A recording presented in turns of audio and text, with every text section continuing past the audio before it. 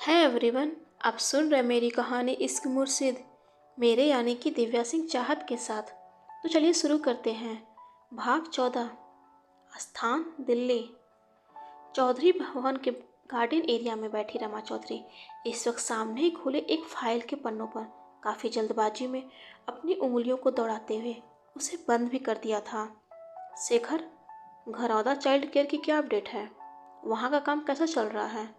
मैं सोच रही हूँ कि एक दो दिन में मिस्टर व्यास के साथ वहाँ एक बार विजिट कर लूँ। इस बारे में तुम्हारा क्या कहना है? और उस फाइल को सामने ही खड़े लगभग 40 वर्ष के एक शख्स यानी कि शेखर की तरफ बढ़ाते हुए कहा था।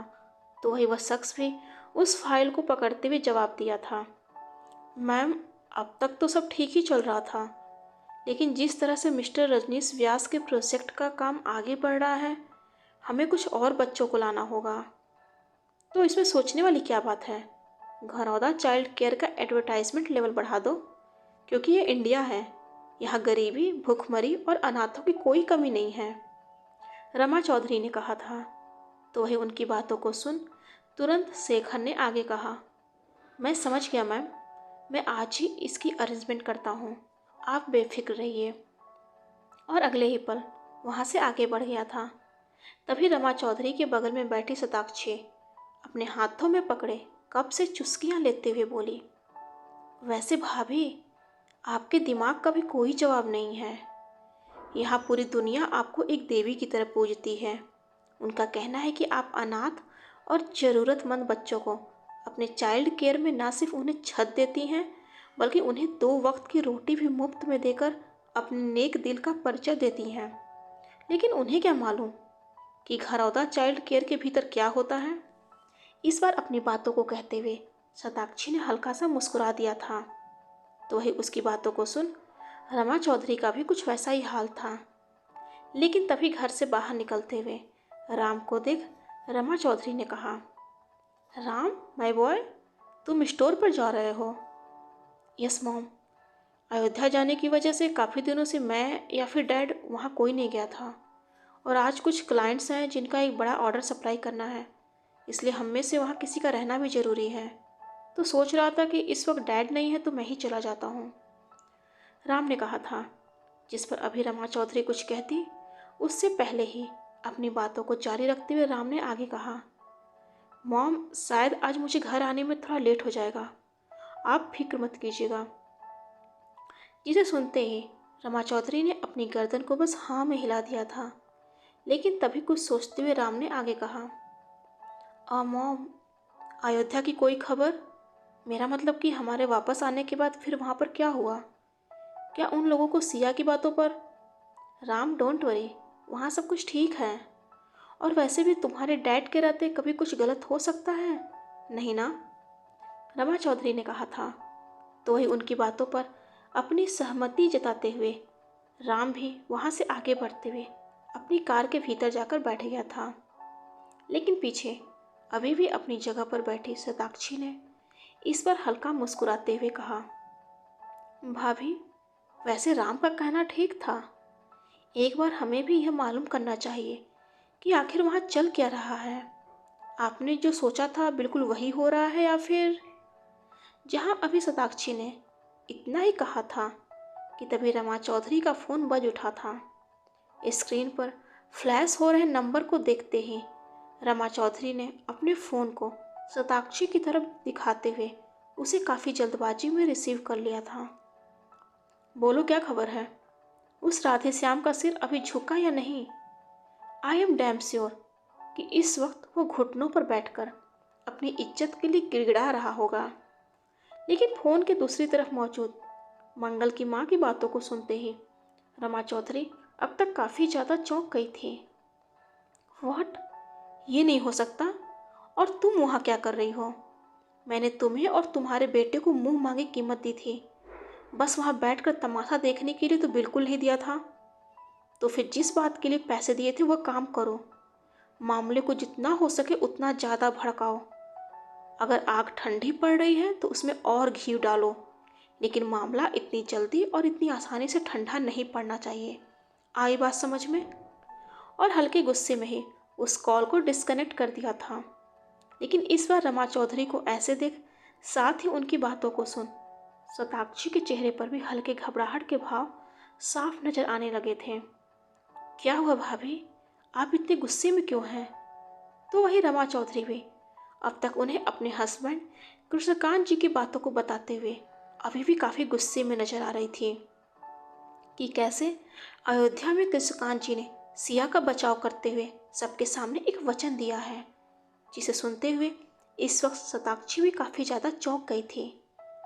तो उधर अयोध्या में कृष्णकांत जी ने जब ये कहा था कि हाँ मैं तैयार हूँ, मैं कृष्णकांत चौधरी पूरे रीति रिवाज के साथ इस बच्ची को अपने घर की बहू बनाने के लिए तैयार हूँ, इसे सुनते ही माहौल में एक सन्नाटा पसर चुका था।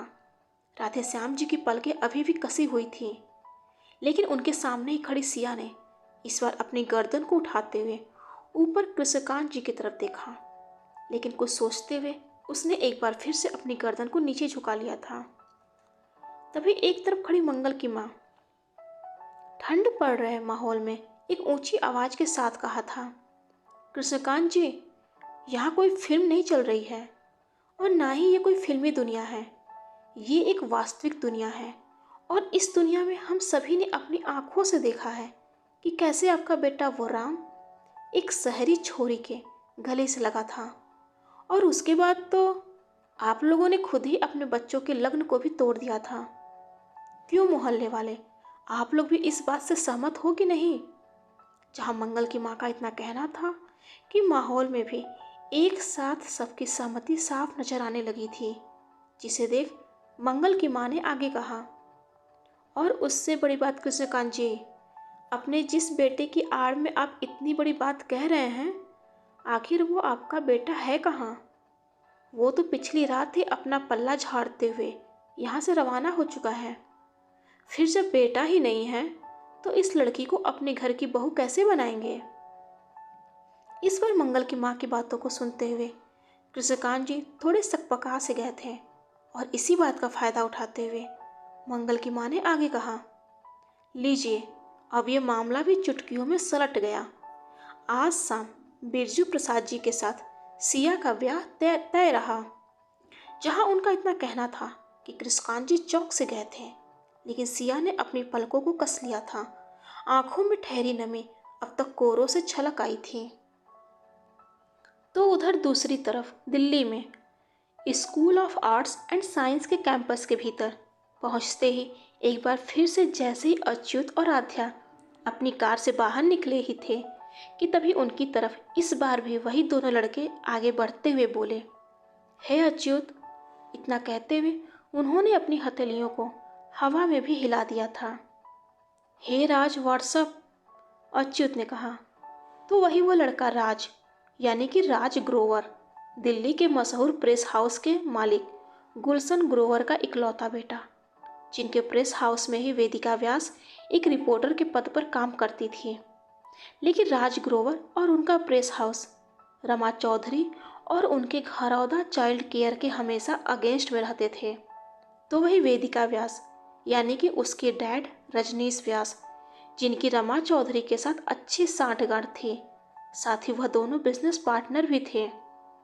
तो वही अब तक राज ने आगे बढ़कर अच्युत के कंधों पर एक मुक्का जड़ते हुए कहा, मेरी छोड़ अपनी बता, तुम दोनों का अयोध्या का ट्रिप कैसा रहा? जिस पर अभी अच्युत कुछ कहता, उससे पहले ही राज के बगल में ही खड़े दूसरे लड़के को देख राध्या ने कहा, हाय वेद, कैसे हो? लेकिन वेद, जो राध्या को पूरी तरह से इग्नोर करते हुए अच्युत के गले से लग गया था, कैसा है तू? इतने दिनों में तुझे काफ़ी मिस किया हमने। लेकिन उसके इस रवैये से राध्या का चेहरा थोड़ा मायूस नजर आने लगा था। वेद, यानी कि वेद गुप्ता, और उसकी बहन नुपुर गुप्ता, जो अच्युत, राध्या और राज के ही क्लासमेट्स थे, लेकिन वेद, जिसकी बॉन्डिंग राज और अच्युत के साथ ज़्यादा अच्छी थी। तो वही नुपुर, जो वेदिका व्यास के भाई रौनक व्यास और उसकी जुड़वा बहन तुलिका व्यास के साथ अच्छी बॉन्डिंग रखती थी।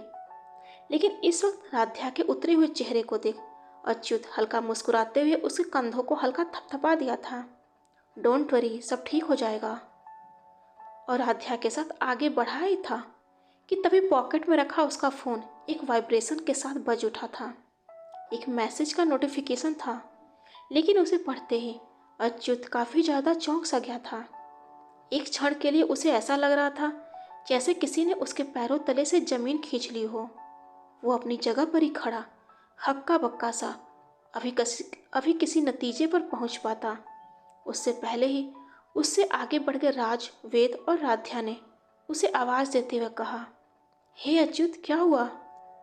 राध्या, सिया सिया की शादी हो रही है, एक हकलाती आवाज़ में अच्युत ने कहा।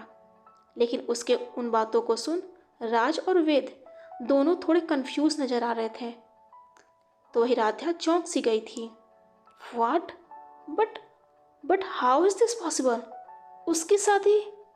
आई डोंट नो, लेकिन मुझे ये बात राम भाई को बताना होगा। और पास ही खड़े वेद के कंधों को हल्का दबाते हुए उसने आगे कहा, राधा को कॉलेज के बाद घर छोड़ देना, मैं राम भाई के पास जा रहा हूँ। बट अच्युत, अभी कोई कुछ कहता उससे पहले ही अच्युत वहां से लगभग दौड़ते हुए आगे बढ़ गया था। लेकिन तभी सामने से आती एक लड़की, यानी कि मंदिरा, जो उनके ही ग्रुप का एक हिस्सा थी, उससे काफ़ी बुरी तरह से टकरा चुका था। मंदिरा के हाथ में पकड़े उसके बुक्स के साथ साथ वो खुद भी नीचे गिर गई थी। लेकिन अच्युत उसे पूरी तरह से इग्नोर करते हुए वहाँ से आगे बढ़ गया था, जिसे देख मंदिरा थोड़ी झुंझला उठी थी। लेकिन तभी तुरंत राज और वेद उसकी मदद के लिए आगे बढ़ गए थे। ये अच्युत, ये इतनी जल्दबाजी में कहाँ गया है? मंदिरा ने थोड़ा झुंझलाहट में कहा था। आई डोंट नो, वो सिया की शादी होने जा रही है, जवाब में राज ने कहा। लेकिन मंदिरा एक बार फिर से कंफ्यूज थी। Siya? But who is she? जहां इस बार मंदिरा का इतना कहना था कि उन तीनों की नजरें एक साथ पीछे खामोश खड़ी राध्या की तरफ मुड़ गई थी। तो उधर अयोध्या में सुबह से शाम हो चुका था, इसलिए उस खुली जगह पर ही, जहां आज सुबह ही पंचायत ने अपने मोहल्ले की हुई बदनामी को दबाने के लिए सिया की शादी एक 42 वर्षीय बिरजू प्रसाद के साथ होना तय किया था, उसी जगह पे उनके शादी का मंडप भी सज चुका था। तो उधर राधे श्याम जी खुद को एक कमरे में बंद करते हुए खामोश बैठे थे। लेकिन उस कमरे में ही मौजूद निर्मला जी काफ़ी बेचैन थी। उनकी आंखें छलक रही थीं। अपनी बेटी सिया के लिए उनके चेहरे पर एक चिंता, एक तड़प साफ नजर आ रही थी। लेकिन राधे श्याम जी को इस वक्त सख्त व खामोश देख वह भी चुप थी। तो वही कृष्णकांत जी भी मंडप के पास ही बिल्कुल हताश से बैठे थे। वह इस शादी को रोकना चाहते थे, लेकिन उसे रोकने का बस एक ही तरीका था, राम सिया से शादी करने के लिए तैयार हो जाए। लेकिन पिछली रात ही राम इस शादी से इनकार करते हुए दिल्ली के लिए रवाना हो गया था। वही अब तक मोहल्ले की औरतों ने सिया को दुल्हन की तरह सजाते हुए मंडप में लाकर बैठा दिया था, जहाँ पहले से ही मौजूद बिरजू प्रसाद, जो सिया को देखते ही खुशी से लगभग उछल पड़े थे। तभी उनके पास ही उनके ही हम उम्र के उनके कुछ दोस्तों ने बैठते हुए कहा, यार बिरजू, किस्मत हो तो तुम्हारी जैसी, तीसरी शादी करने जा रहा। भाई, हमें तो अब तुम्हारी किस्मत से जलन होने लगी है। और इसी के साथ माहौल में एक ठहाकों की आवाज़ गूंज उठी थी। तभी कुछ सोचते हुए कृष्णकांत जी घर के भीतर राधे श्याम जी के कमरे की तरफ दौड़ पड़े थे। कमरे को अंदर से बंद देख वो लगातार दरवाजे को थपथपाते हुए बोले, राधे, राधे, ऐसा मत कर। तू इतना बेदर्द, इतना निर्दयी कैसे हो सकता है? जिस बेटी को तूने हर वक्त अपने सीने से लगा कर रखा था, आज उसी बेटी की बलि क्यों दे रहा है? अरे ऐसे खोखले समाज और बिरादरी का क्या फायदा, जिन्हें सही गलत के बीच फर्क ही ना पता हो, जो एक मासूम की हंसती खेलती जिंदगी को रौंदने चले हैं। लानत है ऐसे समाज पर, और लानत है तेरे जैसे बाप पर, जो इस समाज के आगे अपनी बेटी की जिंदगी बर्बाद करने जा रहा है। दरवाजे पर लगातार अपनी हथेलियों से थाप देते हुए कृष्णकांत जी इस बार लगभग कलप उठे थे। राधे, मेरे दोस्त, ऐसा मत कर, चल बचा ले अपनी बेटी की जिंदगी। राधे, सुन रहा है? तभी अचानक से वो दरवाजा भी भीतर से खुल गया था। लेकिन सामने खड़ी निर्मला जी को देख कृष्णकांत जी थोड़े हैरान थे। तो उधर घर के बाहर उनके शादी के रस्म शुरू हो चुके थे। तभी सामने बैठे पंडित ने पास ही बैठे पंचायत के पंचों की तरफ देखते हुए कहा, यजमान, वर वधु को फेरे के लिए खड़ा कीजिए। और वधु के माता पिता कहाँ हैं? फेरों से पहले इनका गठबंधन कौन करेगा? जरा बुलाइए उन्हें। उस पंडित का इतना कहना था कि उन पंचों में से ही एक शख्स ने खड़े होते हुए कुछ कहना चाहा था कि तभी किसी ने सामने ही जल रही अग्निकुंड में एक बाल्टी पानी उड़ेलते हुए कहा, पंडित जी, अब आपका काम खत्म हुआ, क्योंकि अब यहाँ पर कोई शादी नहीं होगा, इसलिए अब आप भी प्रस्थान कीजिए। इस घटना के साथ ही पास ही खड़े उस शख्स की बातों को सुनते हुए एक क्षण के लिए सभी हैरान थे, लेकिन अपने हाथ में एक बाल्टी को पकड़े खड़ा अच्युत को देख आसपास के लोग चौंक गए थे।